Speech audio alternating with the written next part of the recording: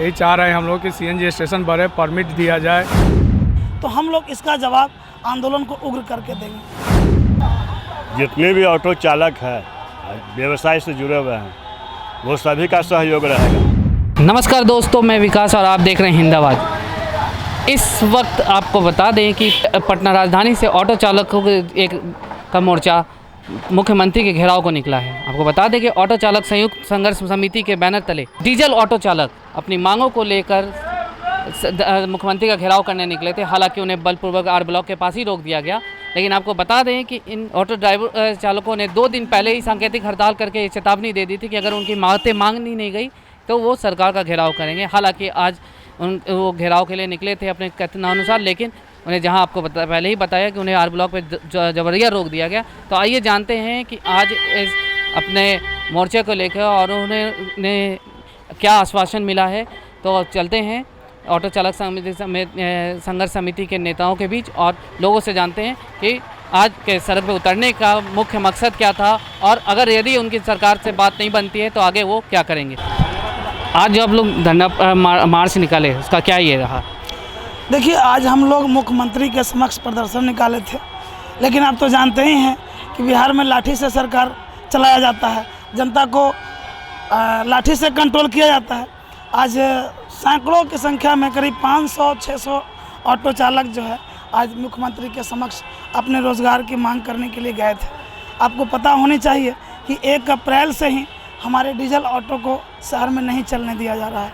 हमारा diesel auto चालक, उनका परिवार भूखों मर रहा है। तो हम लोग आज प्रदर्शन करने गए थे, मुख्यमंत्री के समक्ष न्याय मांगने गए थे अपने रोज़गार के लिए कि हमें कम से कम 6 महीने का वक्त दे दीजिए और आप जो है सीएनजी के बाद जो सीएनजी जो चलवाना चाहते हैं उसके लिए हमको परमिट जारी कर दीजिए, हमको मिलने वाली सब्सिडी दीजिए, हमको जो है सीएनजी पंप की व्यवस्था करिए। जो हम लोग को 4-4 घंटे कतार में खड़ा रहना पड़ता है वो हम लोग को रहना ना पड़े। हम लोग भी सीएनजी से चलाना चाहते हैं, लेकिन हम लोगों को आर ब्लॉक पर ही बलपूर्वक रोक लिया गया। उसके बाद वहीं पर पटना डीटीओ आए, डीटीओ से बातचीत हुई, मजिस्ट्रेट आए, उन्होंने हम लोगों को कहा कि आज शहर में सक्षम पदाधिकारी मौजूद नहीं हैं, सब लोग जो रामनवमी का त्यौहार है, जो छठ पूजा के चलते जो है शहर से बाहर हैं लोग, तो हम लोग जो है आपको सरकार से वार्ता करवाते हैं, आप अपना ज्ञापन हमें दे दीजिए। तो हम लोगों ने अपना ज्ञापन दे दिया है। साथ ही उन्होंने हम लोगों को आश्वासन दिया है कि जब तक आप लोगों को सरकार से वार्ता नहीं हो जाती है तब तक आप लोगों की गाड़ियों पर कार्रवाई नहीं होगी, आप लोग अपनी गाड़ियों का परिचालन कर सकते हैं। लेकिन इसका तो उन्होंने मौखिक अभी तो कोई वैसा तो जारी नहीं किया, क्योंकि आपको तो आए दिन सड़कों पे झेलना पड़ रहा है, जगह जगह पुलिस वाले आपको रोक रहे हैं। जी बिल्कुल, तो हम उनके इस आश्वासन से संतुष्ट नहीं हैं। हमारा आंदोलन पर विराम नहीं लगा है, हमारा आंदोलन सिर्फ कुछ क्षण के लिए रुका है। हम उनके वार्ता का सिर्फ इंतज़ार करेंगे। ऐसा नहीं है कि हम लोगों का समस्या का हल हो गया जो हम अपने आंदोलन को ब्रेक कर देंगे। हमारा आंदोलन और भी मजबूती के साथ हम अपने आंदोलन को खड़ा कर रहे हैं। हमारा आंदोलन और तेज होगा। अगर सरकार से संतोषजनक हमारी वार्ता नहीं होती है, हमारी मांगों पर अगर विचार नहीं होता है, तो आगे हम लोग पूरे शहर को जाम कर देंगे, हम लोग पूरे शहर को ठप कर देंगे। इसके लिए कोई एक डेट वगैरह किया कि कितने दिनों में आपको इन सरकार से बात कराएंगे, सब उनको मुख्यमंत्री से बात जो आप करा रहे हैं करवाने की बात कही, या जो आप पे रोक जो सीएनजी की आपकी जो मांग है उसको पूरा फुलफिल कराने की बात कही? हम लोग को ये कहा गया है कि आप लोग को 1 सप्ताह 10 दिन के अंदर अंदर सरकार से आप लोगों की वार्ता करवा दी जाएगी, आप लोगों की समस्या का समाधान करा दिया जाएगा। उन्होंने आश्वासन दिया है कि सरकार के बहुत सारे पदाधिकारी भी इस पक्ष में हैं कि आपकी बातें सुनी जाए। लेकिन अब देखिए बात क्या होता है। लेकिन हम लोग जो है अपने स्तर से, क्योंकि हम लोग इसलिए चुप नहीं बैठ सकते हैं कि मेरे रोज़गार का सवाल है, मेरे परिवार का सवाल है, हमारा पेट का सवाल है। हम लोग आंदोलन को मजबूती के साथ तैयार कर रहे हैं। सरकार के इस आश्वासन पर, इस लॉलीपॉप पर हम लोग चुप नहीं बैठने वाले हैं, हम लोग शांत नहीं बैठने वाले हैं, हम लोग अपने आंदोलन को मजबूत करेंगे। अच्छा, कहीं ना कहीं ऐसा लगता है कि आपके इस आंदोलन को कमज़ोर, जो जैसा कि अब आपके ऑटो में ही कहा जा रहा है संघ में कि हम लोग लगभग 30% लोग अब बचे हैं, ये इसी वजह से उनका भी सहयोग, इसलिए वो उनका पल मजबूत है। देखिए, ऐसा अगर वो सोचते हैं तो वो उनकी भूल है, क्योंकि हमारे यहाँ सीएनजी पेट्रोल और डीजल नहीं है। हम ऑटो चालक हैं तो हमारी सारे ऑटो चालकों की समस्या कॉमन है। जैसे आप डीजल वालों को साइड किया है तो हमारे सीएनजी वाले जो हैं, सीएनजी के पंप की व्यवस्था नहीं है, सीएनजी का परमिट की व्यवस्था नहीं है, आपने सब्सिडी को ब्रेक किया है।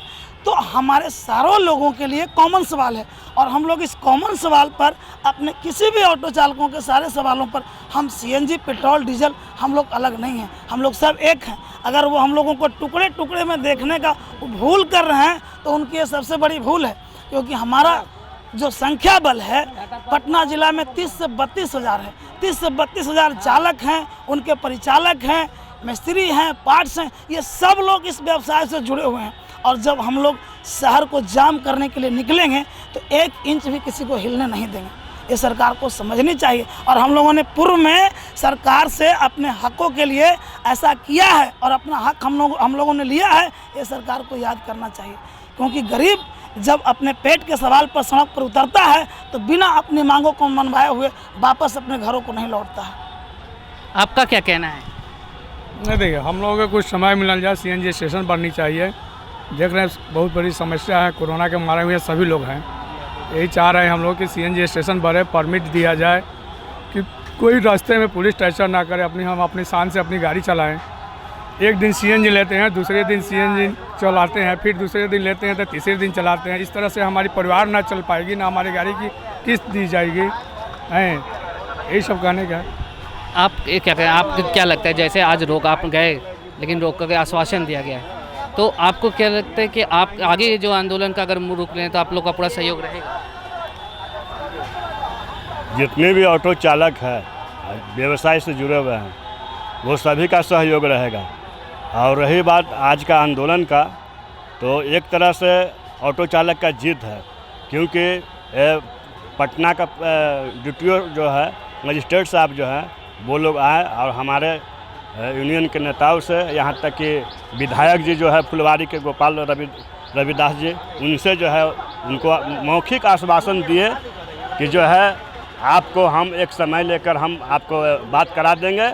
और हमारे नेता ने कहा कि ठीक है हम बात कर लेंगे, लेकिन जब तक ला हमारी गाड़ी को चलने दिया जाए उनको नहीं पकड़ने दिया जाए। तो ये हमारे ऑटो चालक को एक तरह से ये जीत है। अच्छा बाबू जी, आपसे जानिए, अगर कल के आज के आश्वासन के बाद और कोई भी ऑटो चालक या के साथ बदसलूकी पुलिस वाले द्वारा या किसी प्रशासन के अधिकारी द्वारा किया जाता है तो उसके बाद क्या भूमिका? इसके बाद जो होगा शायद सरकार संभाल नहीं पाएगी, क्योंकि ये गरीबों का सवाल है। अगर छलावा किया गया, हम लोगों के साथ धोखा किया गया, तो हम लोग इसका जवाब आंदोलन को उग्र करके देंगे। तो आपने सुना, ऑटो चालक पूरा मन बना चुके हैं। आज हालांकि आज मुख्यमंत्री से मिलने से इन्हें रोक दिया गया, लेकिन इनकी आंदोलन अभी इनका ख़त्म नहीं हुआ। इनका साफ कहना है कि हमारे पेट का सवाल है और हम बहुत बड़ी संख्या में हैं। अगर हम अपने बल के साथ निकले तो फिर शहर में चलना मुश्किल हो जाएगा लोगों को। इसलिए सरकार, वहीं इनकी कहना है कि अगर जो आश्वासन मिला है अगर उस पर भी वादाखिलाफ़ी होती है तो ये अपने आंदोलन को फिर से एक बार तेज करेंगे। तो आगे के अपडेट्स के लिए बने रहे हिंद आवाज़ के साथ। मैं कैमरामैन अमर जय के साथ हिंद आवाज़ से विकास, धन्यवाद।